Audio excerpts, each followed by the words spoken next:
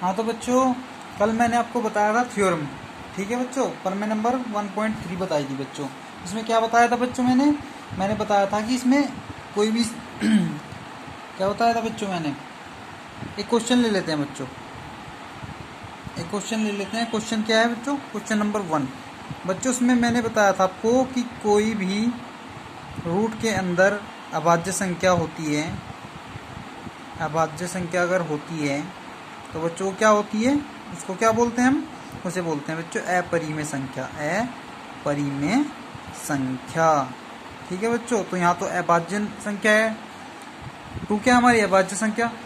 लेकिन बच्चों अब इसे प्रूव करना है, उसने कहा है कि प्रूव करो कि ये अभाज्य संख्या है। ऐसे नहीं, ऐसे तो हमने बता ही दिया आपको, ठीक है।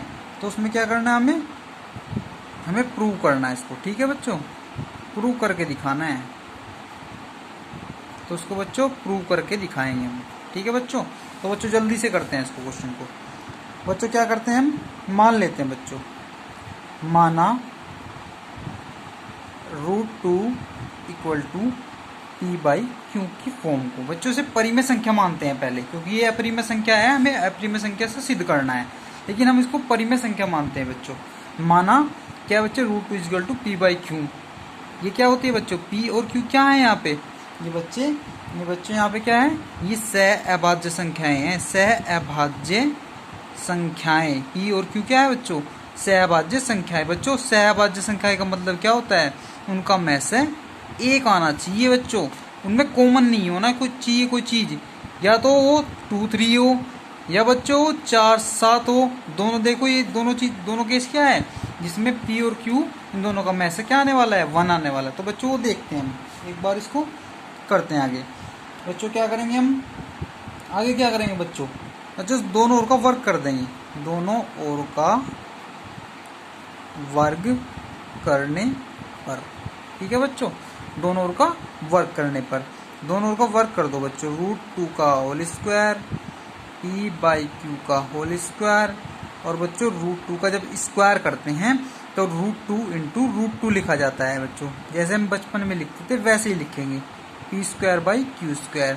तो बच्चों √2 की √2 में मल्टीप्लाई जब करते हैं तो बच्चों √4 आ जाता है, और उसका वैल्यू इन दोनों का मल्टीप्लिकेशन करने से 2 आ जाता है, ठीक है बच्चों, क्योंकि 4 का रूट में क्या होता है बच्चों, 2 होता है। तो बच्चों क्या आ गया, p²/q², ठीक है बच्चों।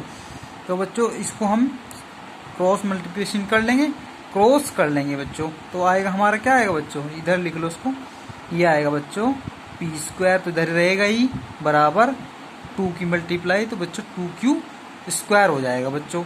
बच्चों अब लगेगी वो थ्योरम जो मैं कल बता रहा था आपको, ठीक है बच्चों। अब बच्चों देखो 2 से हम क्या कहेंगे, 2 जो है हमारा यहाँ पे ये आने वाला 2 है, ये क्या है हमारा, एक अभाज्य संख्या है। तो बच्चों मैंने बताया था वहां पे, देख लो उसको, ये क्या है, एक अभाज्य संख्या है, और यहाँ पे 2 से p², ठीक है बच्चों। जैसे वहां पे हम क्या कर रहे थे, p से a² कर रहे थे पिछली वाली थ्योरम में, ठीक है बच्चों, इससे पिछली वीडियो में जाकर देख लेना। तो बच्चों 2 से p² काटेंगे, ठीक है बच्चों, तो ये p² को काट देगा, बिल्कुल विभाजित कर देगा, विभाजित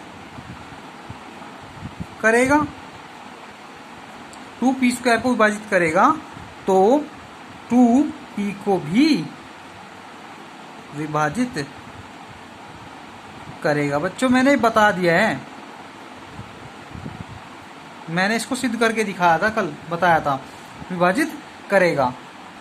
तो बच्चों जब वो p को विभाजित करेगा तो बच्चों उसको लिखते कैसे हैं, आगे चल कर देखते हैं बच्चों। 2p को विभाजित करेगा, इसको भी विभाजित करेगा, तो बच्चों 2p को काट देगा।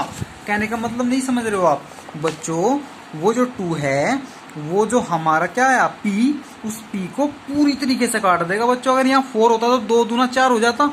तो बच्चों मैंने मान लिया कि 2 ने p को c बार काट दिया पूरा पूरा, तो बच्चों पूरा पूरा काट दिया तो शेषफल क्या आ गया हमारा, 0 आ जाना चाहिए, समझो उस बात को, ठीक है बच्चों। तो शेषफल हमारा 0 आ गया। बच्चों यूक्लिड मेथड लगा दो, इन दोनों की गुणा प्लस ये क्या बच्चों, 2 × c + 0 बराबर क्या आता है बच्चों, यही तो आता है। तो हमने क्या आया हमारा p = 2c, ठीक है बच्चों। ये डायरेक्ट लिखा होता है बुकों में, लेकिन मैंने आपको क्लियर करके बताया बच्चों, जैसा उसने कहा वैसे ही मैंने करके बताया, ठीक है बच्चों। तो p का वैल्यू 2c आ गया बच्चों, जो हम किस में रख देंगे, जो हमारी इक्वेशन आई थी। क्या आई थी बच्चों पीछे इक्वेशन देख लो बच्चों। इक्वेशन आई थी हमारी p² = 2q²। बच्चों यहाँ पे रख लो उसको, p² = 2q², इक्वेशन फर्स्ट। इसमें इसकी वैल्यू रख देते हैं बच्चों, इसकी वैल्यू रख दो उसमें, जल्दी से रख दो। p की जगह 2c हो गया और इसका स्क्वायर तो है ही, इतना आ गया। 2 × 2 = 4c² = 2q²।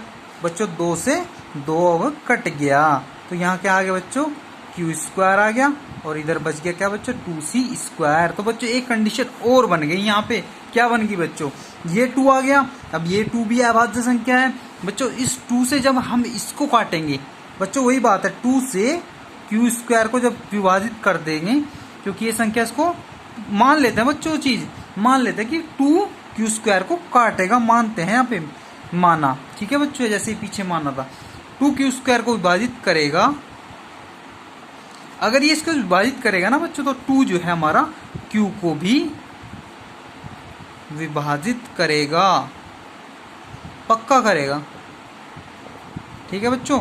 2 क्या हमारी अभाज्य संख्या है, और जो हमारे p और q है, जो बच्चों जो हमारे p और q है क्या है, वे सह अभाज्य संख्याएं हैं, ठीक है बच्चों, वे सह अभाज्य संख्याएं हैं, ठीक है बच्चों। तो बच्चों क्या करेंगे आगे, हमने फिर वही कंडीशन हो गई हमारे साथ।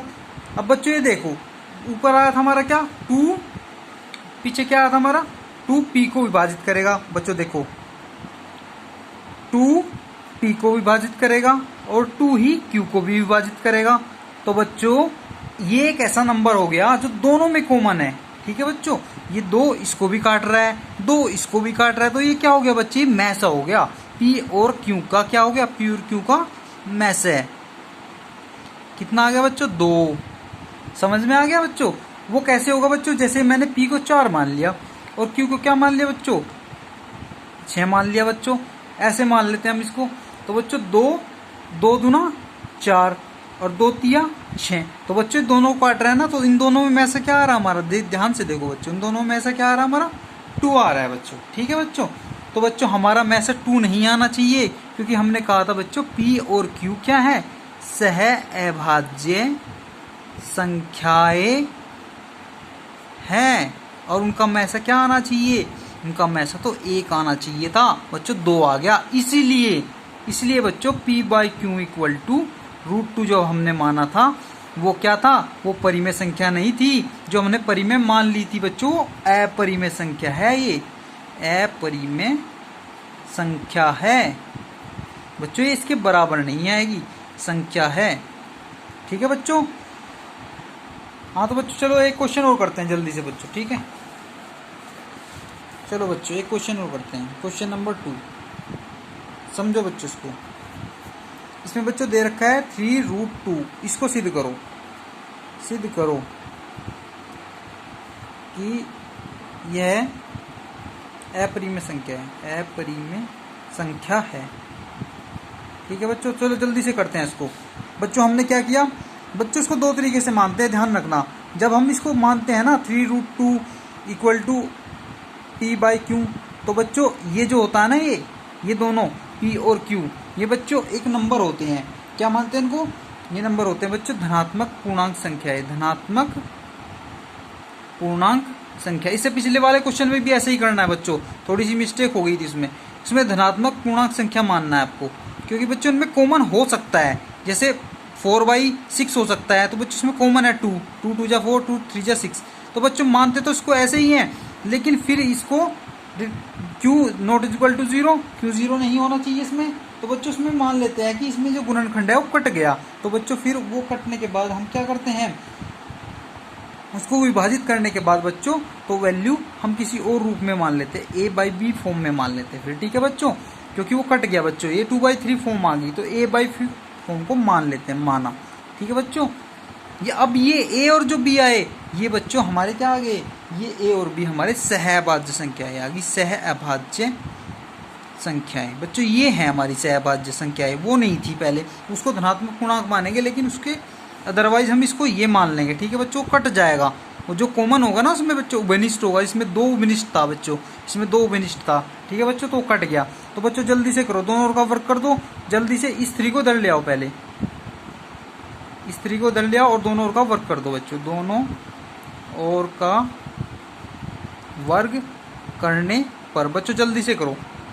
√2 का वर्ग हो गया, a/3b का स्क्वायर हो गया, ये 2 आ गया, ये स्क्वायर बाई 9b स्क्वायर हो गया। बच्चों वैसे ही करना है, 9 दूनी 18, b square equal to a square, ठीक है बच्चों। तो हम क्या कहेंगे बच्चों, 18 a स्क्वायर को काट देगा, तो बच्चों इसको विभाजित कर देगा, इसको विभाजित कर देगा। जब इसको विभाजित कर देगा तो 18 a को भी काट देगा, बिल्कुल काट देगा। तो बच्चों 18 a को काट देगा, कितनी बार, c बार मान लो, तो 0 हमारा शेष आ गया।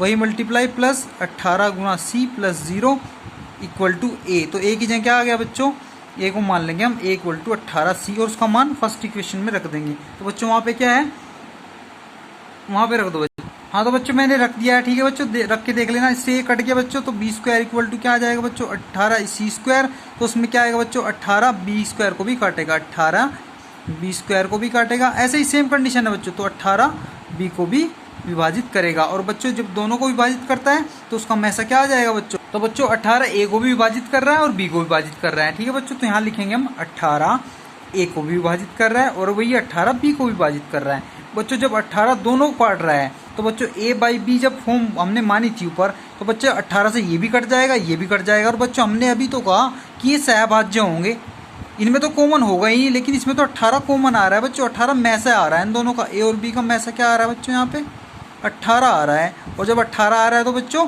ये क्या नहीं होंगे, ये बच्चे क्या हो जाएगी, 3√2 इक्वल टू ये हो जाएगी बच्चों अपरिमेय संख्या, अपरिमेय संख्या। वो परिमेय संख्या नहीं रही बच्चों, क्योंकि इसमें मैस है हमारा 18 आ गया, ठीक है बच्चों। तो आज की क्लास हम यही समाप्त करते हैं, जल्दी से नोट कर लेना, ठीक है बच्चों, धन्यवाद।